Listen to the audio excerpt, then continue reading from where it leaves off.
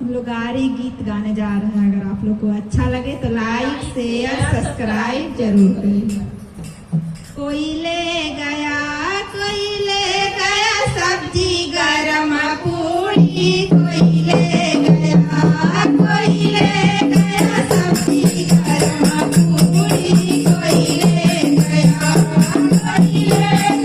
सब्जी गरम पूरी, कोई ले गया। समधी के बहिनी के नेवता दिहाली, आई गो कैली दुई चार पूरी चोराई गो कैली।